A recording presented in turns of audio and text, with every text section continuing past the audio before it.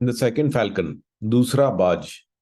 तो good morning friends, ये story है एक राजा के बारे में जिसको गिफ्ट में दो फैल्कन्स मिलते हैं। बहुत ही अमेजिंग, बहुत ही सुंदर, मैग्निफिसेंट फैल्कन्स मिलते हैं। और ये पेरिग्रीन फैल्कन्स है, द मोस्ट ब्यूटीफुल बर्ड जो कि उसने आज तक जिंदगी में कभी नहीं देखे थे। जब ये फैल्कन आए थे उसके पास में तो ये छोटे थे। तो उसने फिर जो है इन फैल्कन्स को अपने ट्रेनर को प्रोवाइड किया, जो क्योंकि उसके कई सारे फैल्कन्स थे तो उसने फैल्कन ट्रेनर को प्रोवाइड किया। और कई महीने बीत गए उसके बाद में जो है उसने पूछा अपने ट्रेनर से कि हाँ भाई, ये जो मेरे दो पेरिग्रीन फैल्कन्स थे ये कैसा कर रहे हैं, कैसा चल रहे हैं, हाउ आर दे डूइंग।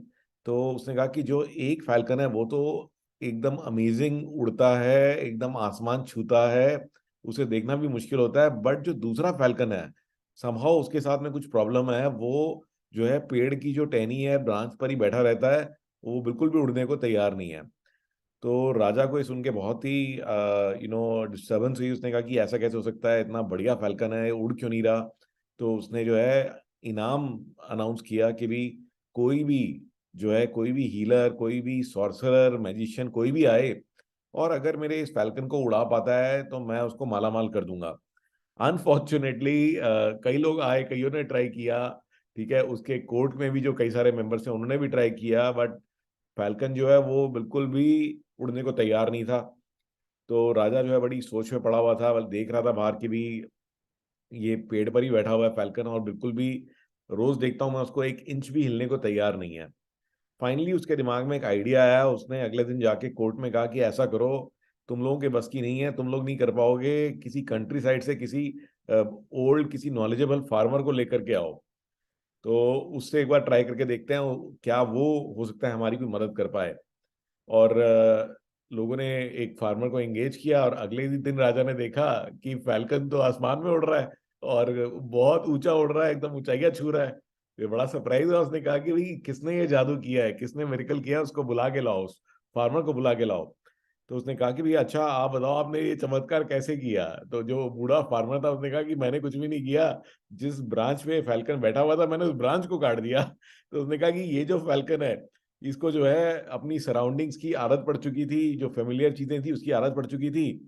और जब मैंने ब्रांच को काटा तो उसके बाद में इसके बाद कोई ऑप्शन ही नहीं था कि इसको उड़ना ही पड़ा। तो ये जो स्टोरी है गाइस, ये बिल्कुल हमारे ऊपर भी लागू होती है, क्योंकि आप ये देखेंगे कि जैसे फैल्कन उड़ सकता है वैसे ही हमारे लिए भी लाइफ में ना पॉसिबिलिटीज एंडलेस हैं।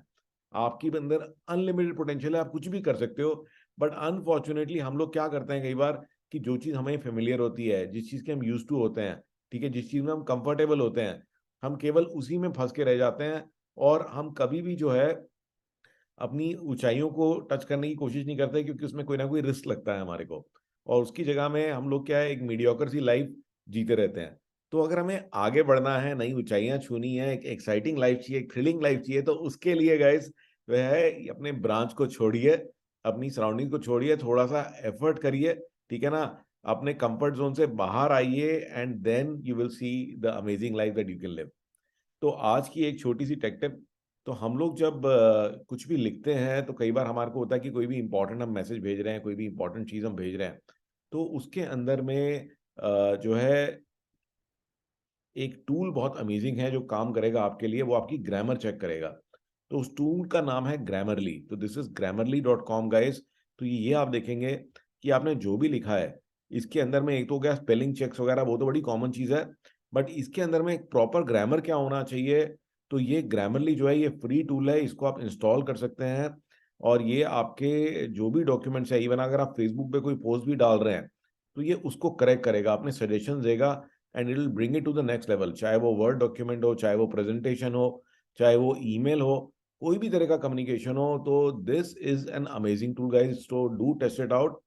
And this is Sanjeev Jain signing off, looking forward to seeing you in another one of my stories. And one more thing guys, this story is contributed by Vaibhav Jain. Thank you so much for this, Vaibhav, and I look forward to getting more stories from all of you. Look forward to seeing you again tomorrow.